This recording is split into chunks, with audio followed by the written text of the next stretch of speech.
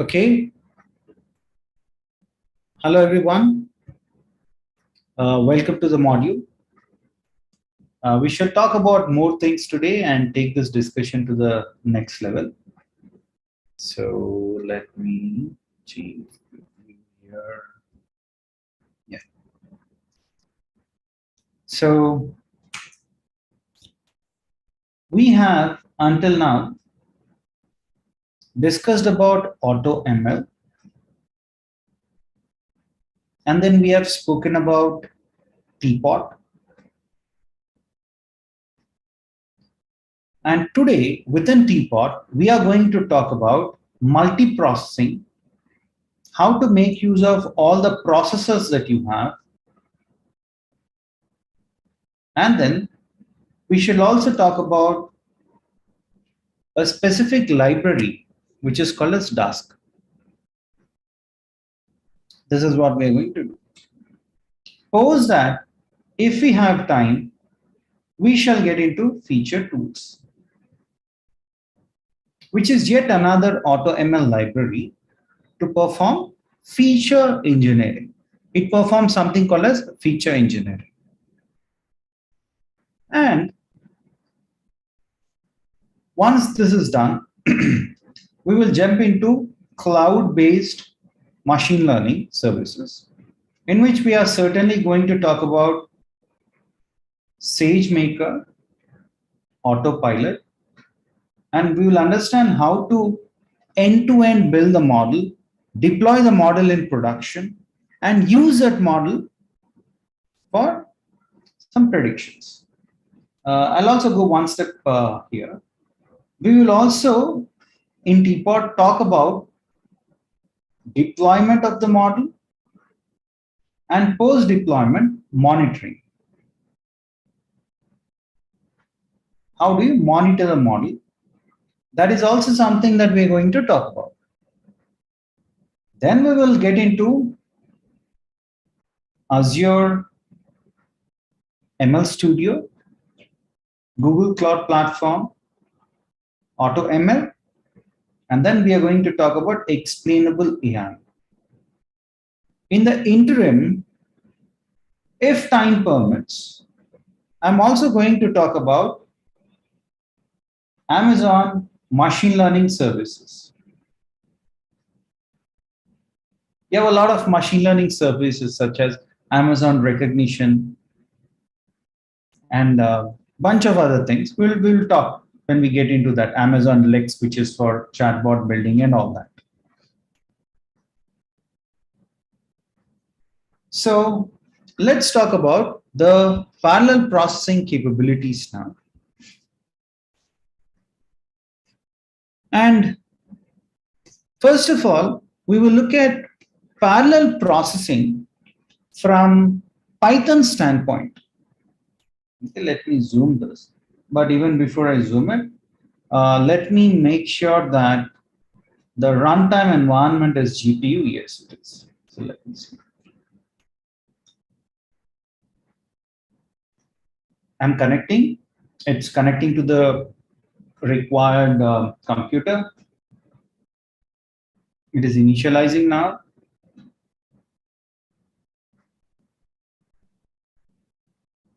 It is also mounting the Google Drive at the same time.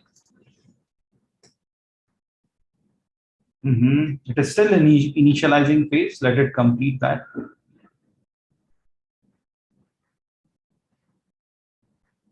Come on. Not sure why it is still in the same state. Yeah, now it is connected. Usually it connects faster. Not sure what happened this time. Okay.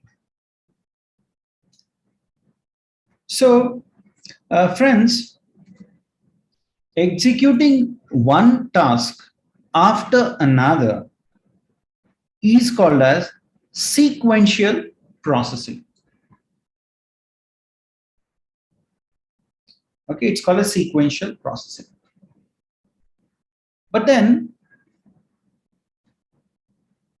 if you have multiple processes, and if you feel those can run in parallel, for example, say you have three different models, okay, or three different application programming interfaces, APIs. What does an API stand for? Application programming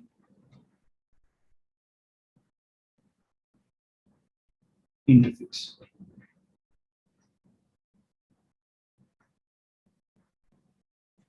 So say there are 3 APIs.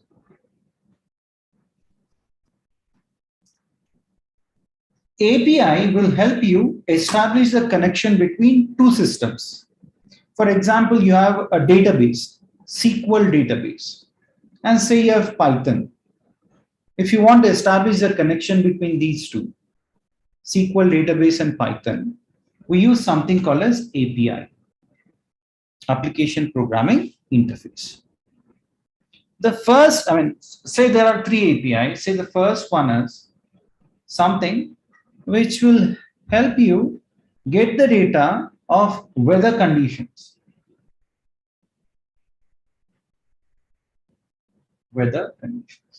And say you have another API which is used to get the data pertaining to stock prices. Stock market, what are the prices? Say you have a third API which will tell you what is the gold rate, gold exchange rate. If you want all these 3, and if you want to get the information, and if you're saying that I'll do it sequentially, then it doesn't make sense, right? There is no dependency of one after another. Extracting weather conditions information, getting that data information from a website, and getting information of stock prices from another website, and then getting the gold rate information from another website. These are 3 different tasks. So you need not run it sequentially. Sequential processing is not preferred. Sequential processing is not preferred.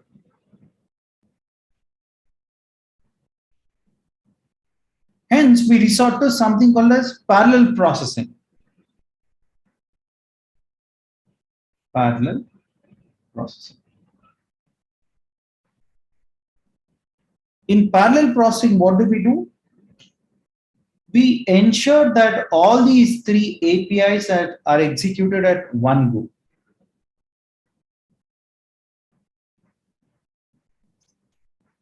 Okay. Otherwise, what will happen is you'll be underutilizing the CPU cores. On your computer, you'll have something called as cores. Sometimes you might have quad core. Quad core means you'll have 4 different cores. You might also have octa core, means 8 different cores. And on each core, there'll be one processing which will be happening. If you can make use of, if you do not use parallel processing, what will happen is, by default, the system will assume that you want to sequentially execute this. And out of these 4 cores, quad core means 4, octa core means 8. Out of these 4 cores, only 1 core will be utilized. And remaining 3 cores will be sitting idle.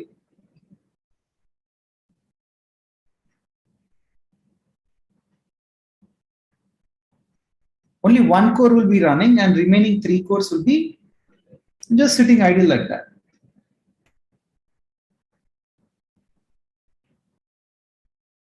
So what should you do then? You have to resort to something called as parallel processing. If you make use of parallel processing, process 1, which is extracting the weather conditions, would be running on 1 core. Out of these 4, 1 core. Then stock prices, extracting the data, would be executed on another core. Extracting the gold rate would be executed on another core. So it will accomplish the task faster. Say this takes 5 minutes and this task takes another 5 minutes and this task say takes another 5 minutes to accomplish. If you're going to use sequential processing, it will take total 15 minutes. After this is completed, task 1, it will move to task 2, which will also take 5 minutes. And then it will move to task 3, which will also take 5 minutes. So in total, you'll have 15 minutes. That is the amount of time it is going to consume. Instead, if you resort to parallel processing, all these three will start at the same time and more or less end at the same time, right? Then all these three tasks put together would get completed in approximately 5 minutes. Okay, so you're just trying to make use of all the cores which are available with you in an optimal manner. And most of the modern computers have quad cores, means at least 4 cores. And how do we achieve this parallel processing? How do I achieve that? How do I achieve multi-processing? This can be achieved in Python by using a library called as multi-processing library. There is a library which is called as multi-processing. There is also another library which is called as concurrent futures. Concurrent futures. These are the libraries within Python. We can make use of that for multiprocessing. And also, to better understand multiprocessing within Python, you also have a built-in library called time, which is going to capture how much time each step takes. From the previous line to this line, I mean, between two tasks, how much time is it taking? That can be captured.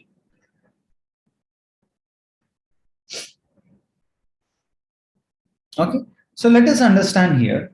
There is a code that we are writing. Just to understand parallel processing, friends, there is nothing else that we will be understanding here. Just the parallel processing component of it.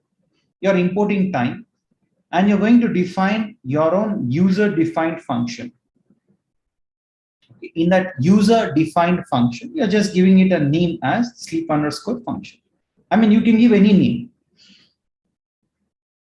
Within Python, if you want to write a code which acts in a specific manner, which executes a task in a specific manner, then either you can use inbuilt functions from some library, either you can use inbuilt functions from certain libraries, or you can use user-defined functions.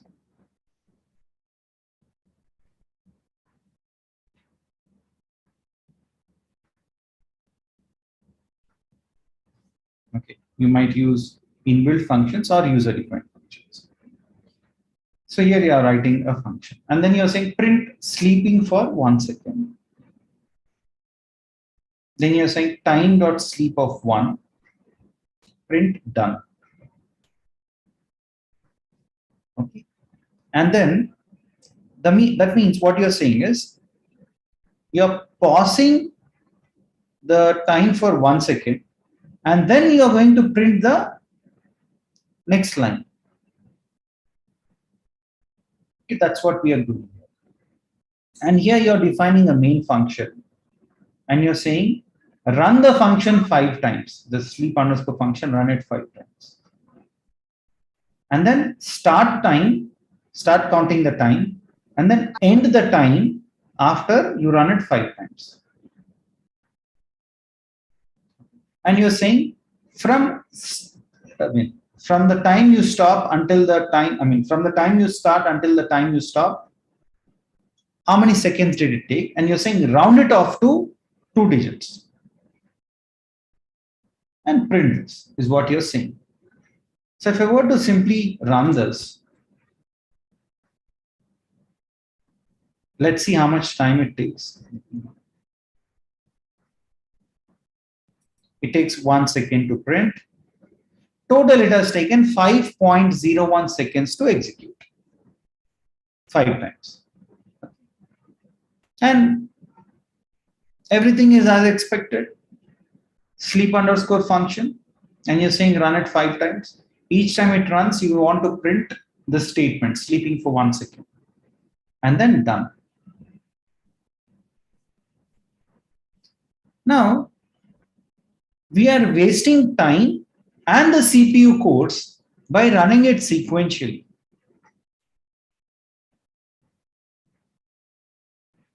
The results of this function are independently displayed here. It is not that, output of this will go as an input of this. No, it doesn't work that way. So let us resort to some parallel processing capabilities. Even before we go to parallel processing capabilities, you can make this function a little better. Rather than use this function 5 times here, sleep underscore function 5 times. You can just keep a range. You can say run it for 5 times. Range is 5. Let me run it. That's the only change that we have done. And this is just to ensure that it is slightly better way of writing the code. Nothing sacrosanct about it. And here also time took 5.01 seconds because it's all sequential. The only change is here, rather than writing it 5 times, you are writing a single line by creating a for loop. Then you have multiprocessing. You have multiprocessing. From that, you're planning to import process. And then you're saying, here is my sleep function. I want to print sleeping for 1 second. I want to wait for a second and say print done. You're starting the time here. And then you're using this process, which will do multiprocessing. Doing 1, 2, 3, 4, 5, all the sleep function, you want to run 5 times. You want to start each process, and then you want to join them. You want to start and then join all the tasks. So both process and start are self-explanatory. And this join, if you call join, right, it is going to join all the various lines and it's going to count the time at one go. Okay, so let me run it. Let's see the results. Look at that, it has taken only 1 second, 1.04 seconds. Approximately 1 second. Earlier it has taken 5 seconds. So by using this parallel processing capability or parallel multiprocessing library of Python, we could easily achieve this. Okay, there are other different ways of writing also. I'll just skip this part. Not that relevant at this stage, but I can also run this and quickly show you what's happening. It has taken roughly 2 seconds. Okay, this is just, we need not worry too much about it, but the point is we have something called as concurrent futures.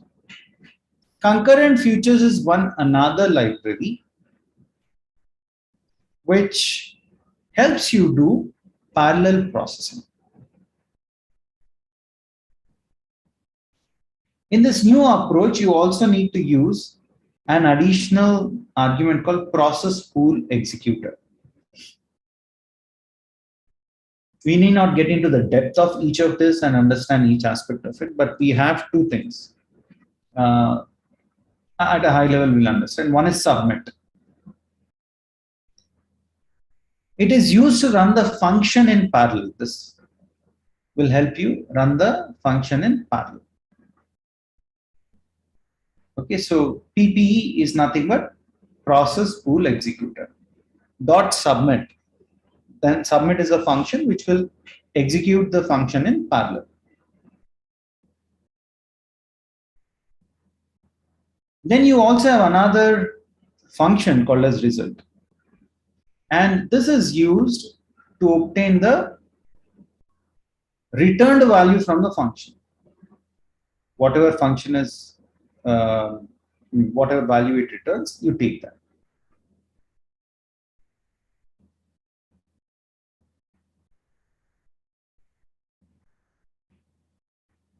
Okay, and there is also a different way of running the code. I mean, I'll just, this part I'll certainly skip, not that important. Now let's get into a third library, which is called as Dask. What is Dask? Dask is, I would say, a revolution in the space of parallel processing at scale. What do I mean by processing at scale? Friends, say you build a chatbot, AI-driven chatbot. When you have chatbot, what will happen? People will start using it. Say you build a chatbot to clarify the doubts of students. If they have any doubts, they'll come here, they'll type it, and your chatbot is going to give a reply. For example, they can type, what do you mean by teapot? What are the various hyperparameters within teapot? Whatever questions you ask, you'll get the responses. If people like it, and say you tested it for 100 users. Now, when people start using it, and if they like it, many people will start using it. Say 1,000 people, 10,000 people, right? 100,000 people started using it. Then this chatbot should not crash. It should not so happen that, oh, these many people are concurrently in parallel using chatbot, so system will crash. It should not so happen. Right? So if you want to build applications which can handle this kind of a scale means increasing amount of inputs coming to this chatbot in this example. Or if a lot of people start using, then your system should not crash.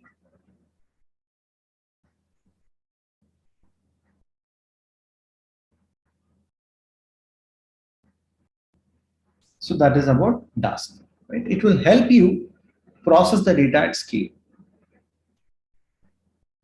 And this Dask library will help you work with NumPy, Pandas, etc.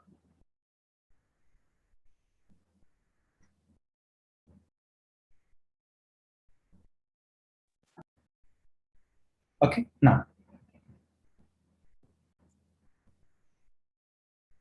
Also, one more thing is there are certain data sets. When you load those data sets into Python, it will throw error. For example, say you have 10 GB data. You have 10 GB data. And then what if you have only 8 GB RAM? Because when you load the data into Python, it gets loaded onto RAM. In this case, it will throw an error. It will say that you have more data than the memory. If it says you have more data than memory, then obviously you'll have error. You'll get some error. This kind of scenario also can be handled by Dask. And what Dask does is, if you have 10 GB data, and if you have 8 GB RAM, it will store 8 GB on the RAM, and remaining 2 GB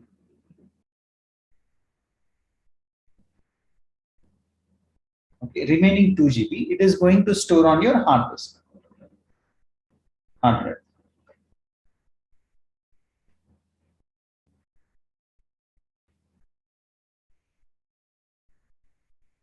Okay, that's how it works.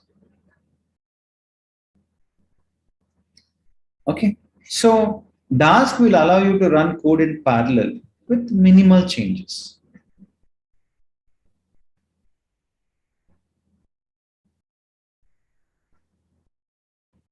So let us first install this Dask. So let me run this and it's going to install Dask. Please remember to mention complete so that the complete file gets executed and installed.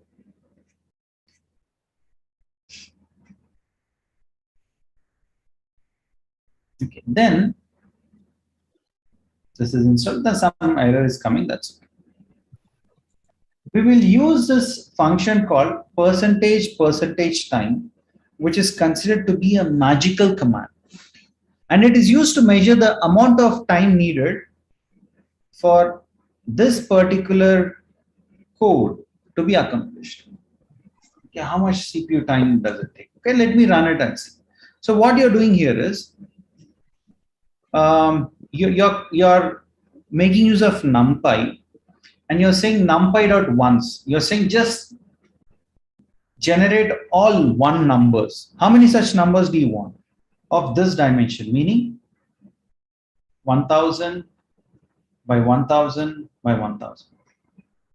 These many ones you want to generate.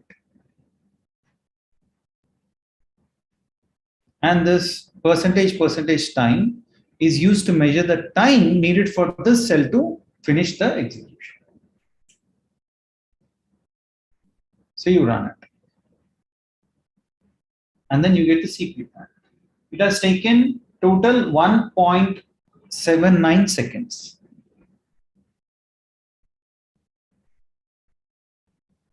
Okay, so you just generated some numbers. Now if I use Dask,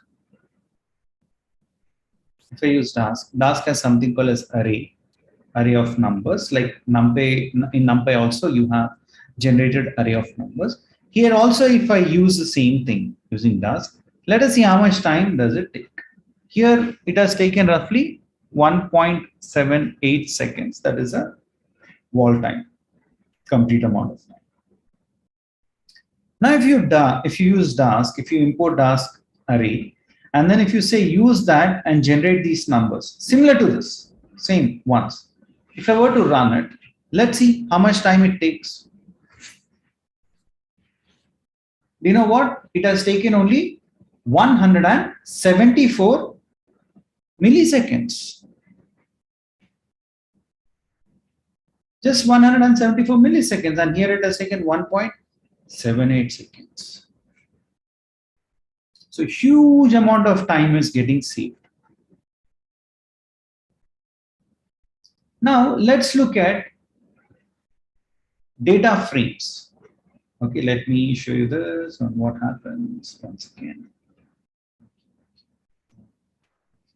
Okay, so now that we have compared how arrays are generated, and if you make use of Dask, because it makes use of parallel processing, look at how fast things are getting completed. 143 milliseconds as opposed to 1.79 seconds. This is with respect to arrays. Comparison between your regular NumPy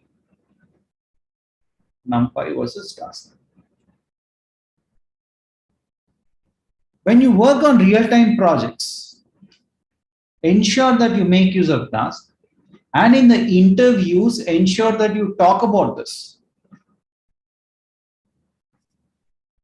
Because if you're working in real time, obviously, you would be trying to do parallel processing. You write the code to perform parallel processing, which is very, very important. And all these things are available on machine learning on cloud. There, all these techniques which Teapot uses, all the techniques which Dask uses. I'll also show you a few feature tools. All the techniques which feature tools use All those things, all these concepts are there on machine learning on cloud. When we go to machine learning on cloud, we don't know all these things. I mean, we'll not learn all these things. It will just give you the output. For you all to understand what is happening behind the scenes in machine learning on cloud, all these concepts are very, very important. So now what we will do is we will take data free and we will use pandas. We will see how much time pandas takes. And then we will also use RAS. And this time we will make use of some kind of large data set. Okay, and we'll see what happens.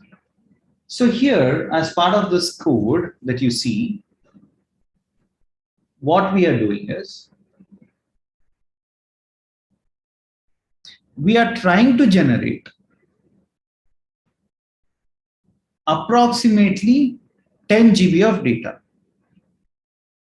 And we are giving a path here. We are saying in this folder called Teapot AutoML Teapot, okay, I want all the files to be stored, generated and stored. Randomly, you're generating some numbers in between 0 to 100. And then you're trying to generate data from 2010 to 2022. So 10 data sets is what we are generating. All these are time series data sets. You have a start time, end time. It's time series data set that we are generating. Time series means it will be in sequence, like day 1, month 1, year. So 1/1/2010.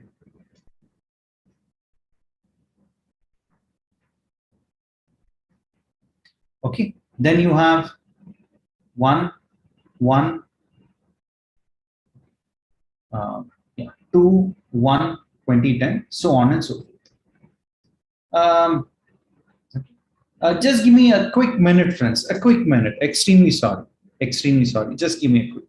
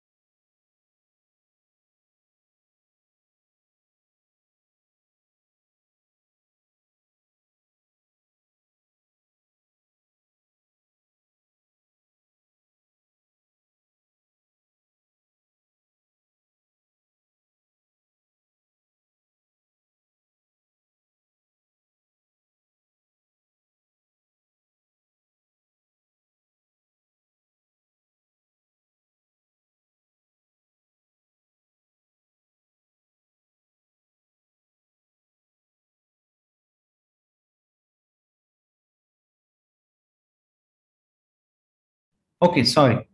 I just passed on details of a few people who are unable to connect to our friend. But yeah, let's proceed further. Then you'll have 3/1/2010. In that way, you'll have data all the way until 31/12/2020. You're just generating some random numbers. Why am I doing that? Just to show you on how much time it takes. So after generating the data, you're storing the data into CSV format. Let me run it. It would certainly take a while because it has to generate that much amount of data, right? And then let us go to this folder and see whether the data is getting generated or not. Let me click on this. Yep, Google Drive is there. Let me open that. I should have actually run this and then I should have taken that quick timeout. But this teapot is showing up here. And this teapot has 1, 2, 3, 4, 5, 6, 7, 8, 9, 10, 10 files. It is still saving. But then what we are trying to do is 2010, we have one file, 2012, 2013. In this way, you have 10 years of data, which we are randomly generating. We are using this random, and then we are generating the data. Okay, randomly we are generating data. Now, what I'm going to also show you is that, so I go to just click on this, or let me just hover my mouse on that. It says that this file got created, last modified on June 10th. And the file size is 237.38 MB. So that means it is still generating. Okay. Let it generate the data. While it generates the data, we will go ahead and understand a few other things. And the reason why I am going to generate 10 files, each of size 1 GB. This is of size 1 GB. This is of size another 1 GB, 1 GB, etc. So overall put together, you have 10 GB of data.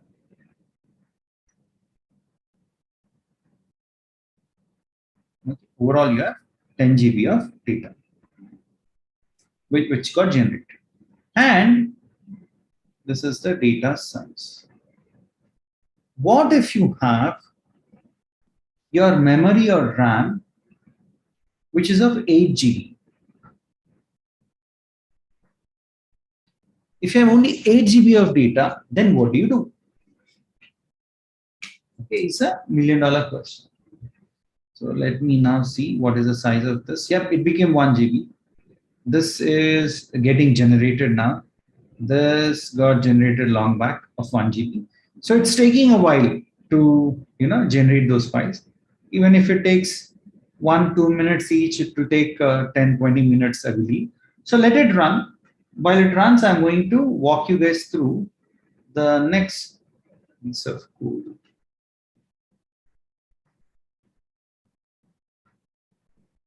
I'm just checking on how much it generated. I can probably stop it. The reason why I've stopped it is because already we have data. So this is how it's going to generate. Okay, so I'll not run it again. If you see this piece of code, then it shows you the list of all the files. No such file. Okay, my bad. I need to take this and Teapot.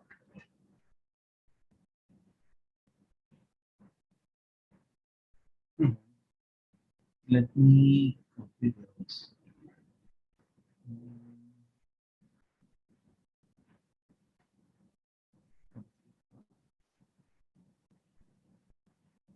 And let's see how many files are there.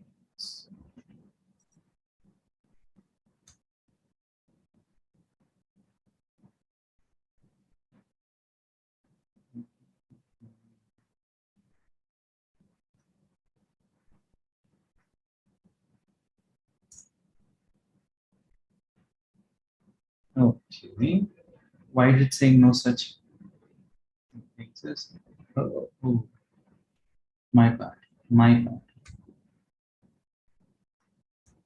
It is getting split, right? My bad. I don't know how to.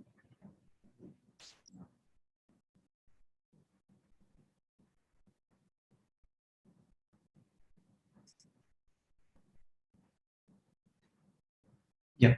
Sorry about that. But that's okay. That's one another experience in Google Colab. Sometimes certain the way you write it works. So here it didn't work because there's a space. Teapot space auto ML. When you have space, you need to put it in single quotes and give a complete path, and then it works. So these are the various files that got generated. Now let's take a look at how much time it takes for pandas to read all of these things into a single file. So you're aggregating the data. We are generating the data for 1/1/2010, 2nd Jan 2010, 3rd Jan 2010, etc. until 31st Jan 2010. Okay, and then you aggregate the data and then you get for Jan 2010. Okay, in that way, if I were to aggregate the data for 1/2/2010, 2/2/2010, 3/2/2010, etc. If you have 28 days, 28/2/2010. If I aggregate it, you get the data for Feb 2010. You're adding the numbers, values in this. In that way, if I add for March, April, May, etc., if I do that, how much time does it take? Let's see. So I'm importing pandas, and the magical time function we are going to use, which will tell us how much time this takes. So let me do it. You're reading the file only 2010.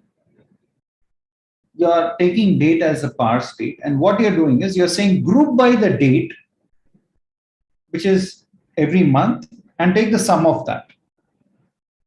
That's what you're doing, and saving this. Now let us see how much time it is going to take. My best bet is it should not take more than a minute, but let us see how much time it takes. Okay. It has taken approximately what? 31.3 seconds. Wall time means from the time it starts until the time it ends. Then we can also use something called as glob library. And then you can read all of the files individually and you can concatenate them. You can use a function concatenate. Concatenate means combine.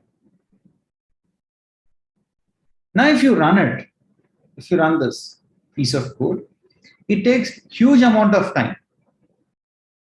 because you have 10 GB. And if you have 8 GB RAM, it will throw error. It will throw error if you have 8 GB. Otherwise, it will take probably each file is taking some 30 seconds. So if you have 10 files, it will take roughly 3 minutes. Let me run it just for your attention. I'm running it just for you all to understand on how much time it takes. But be rest assured that it takes more amount of time. Rather, it takes significant amount of time, not even 3 minutes, because it has to parse all those files and combine them, all the files. So let's see if you want to append one file after another, 2010, 2011, 2012, we're just going to append that, and then we're going to group them by doing summation of date and time. And if I just leave it like that, it will take huge amount of time. Let it run. If it runs, it is better for us because we can also look at how much time it's taking, and then we can run it using Dask. The idea is for me to show you all that if you use pandas, it takes huge amount of time, whereas if you take Dask, it gets accomplished just like that. Okay, 10 GB of data, it would probably take 2 to 3 minutes. And even if you have 10 GB data, even if you have 10 GB data, and if you have 8 GB RAM, it will still work.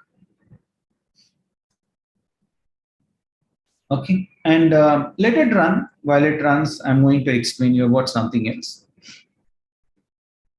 Within Dask, you have arrays, which we have already seen. You have data frames, and you have something called as bags. Bags is used to store something called as log files.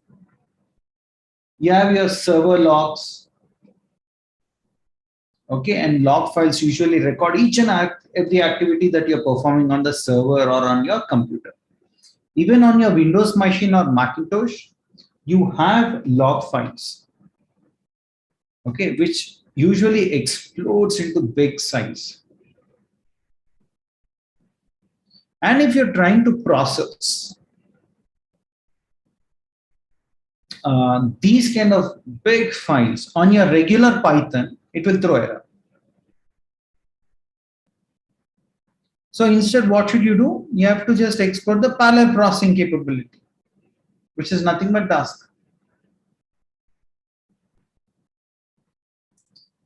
Okay, so that's how it works. And then you have a few more things that I'm going to talk about as we proceed further. Just give me a quick minute.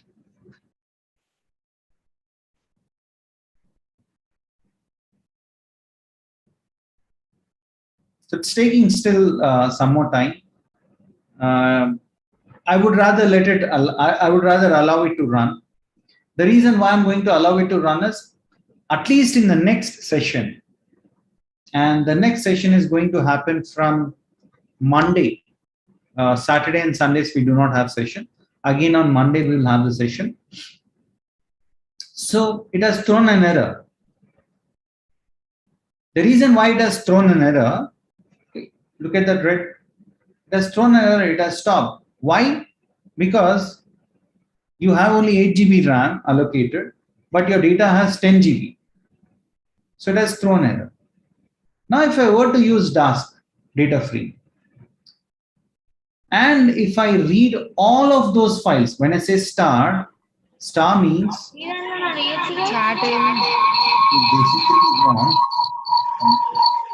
it is Teapot. Here it is. Yep. So when you say Teapot, that's the path that we're giving. In my drive, Teapot auto ML and Teapot.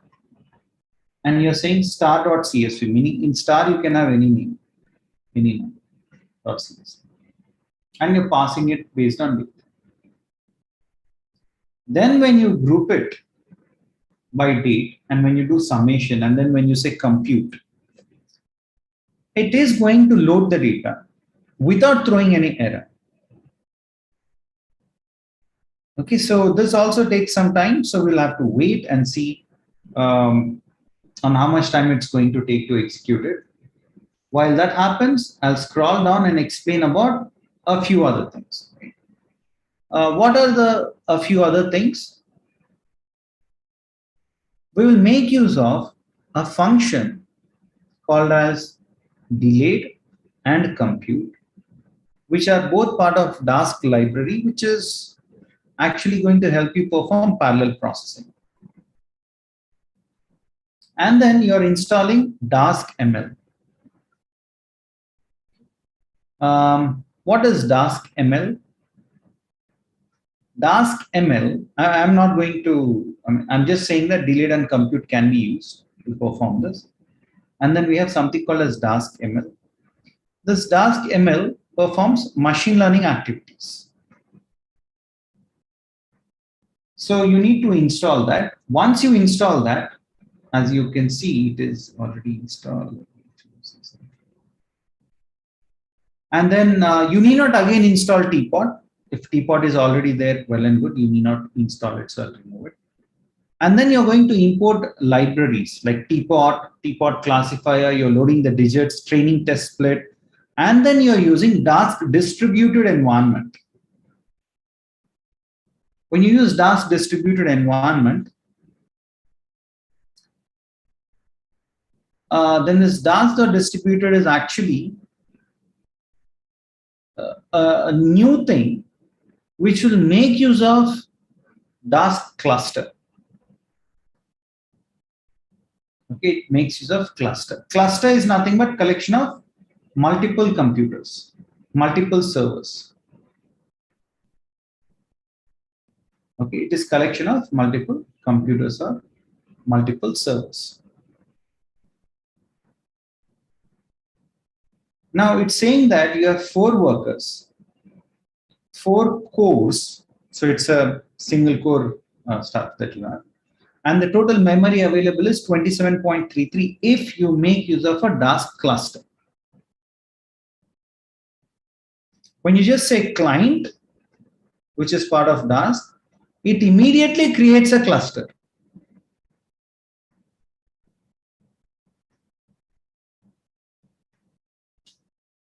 Okay, then if you click on this link, it will open another window where you can see the progress on how many tasks are running, how many tasks are running in parallel, etc. And here, what are you doing? You're loading the data. You're splitting the data into data, which is inputs, and target, which is output. And you're giving the test size as 50%. So training data will be 50%, test data will be 50%.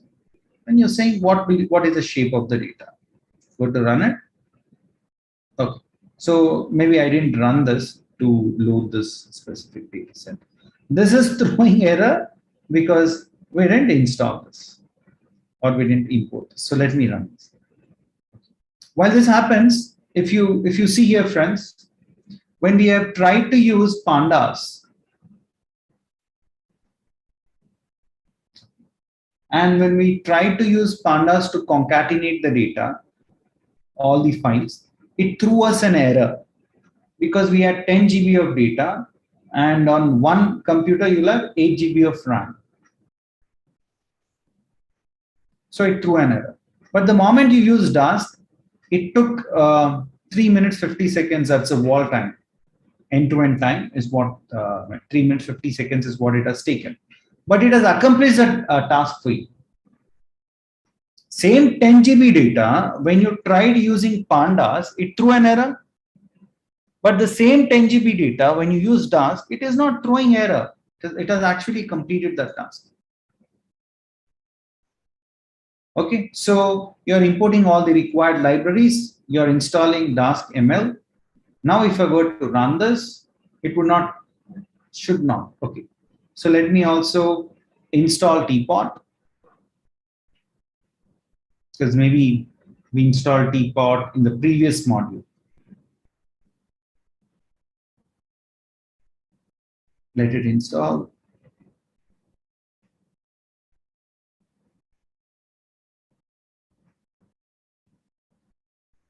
Okay, then we'll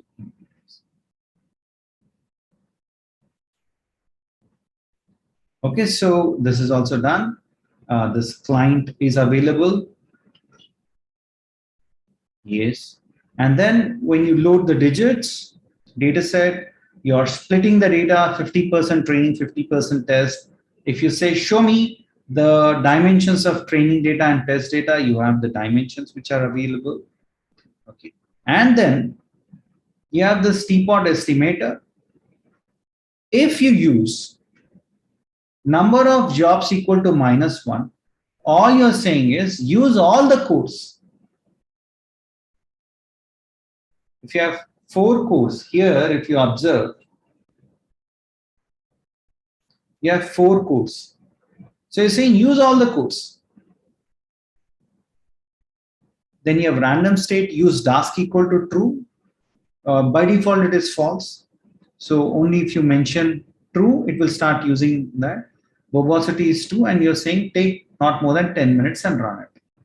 When I've run it previously, it has completed this, run.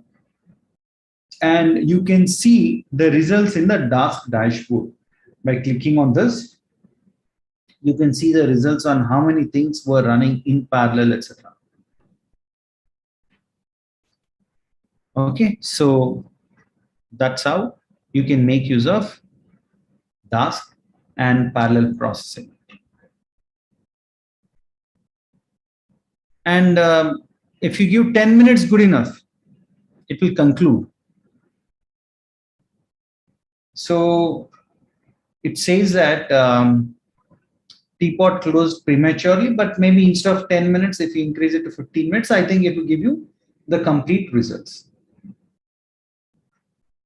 All right, so this is how you make use of parallel processing. Let me quickly once again tell you. When we have used array, when we used NumPy, we experimented 3 things, friends. When we used array, NumPy took probably 5 seconds in this experiment, but when we used ask, it has taken maybe 1 second. And then we also tried it on data frame. When we tried to generate data, 10 GB data, and when we tried to load it using pandas, it threw error. It could not load that. But then if we use Dask data frame, when we used it, it didn't throw any error. And then we have looked at how to use this parallel processing task within machine learning.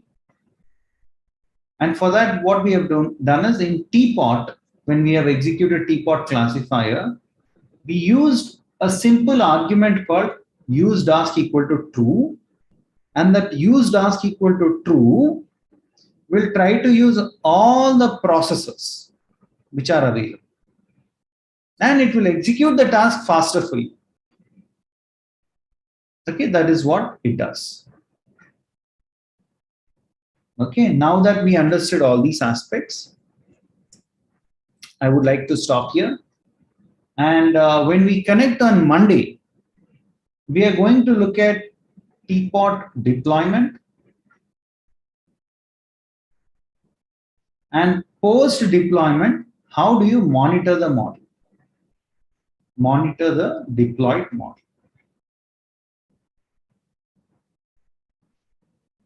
Okay, once again, after this, we'll get into feature tools, so on and so forth. So thank you so much. And on Saturdays and Sundays, we'll not have sessions. But then we also post questions on LinkedIn. On LinkedIn, this poll question is given. I request everyone to answer. This is all about your hyperparameters.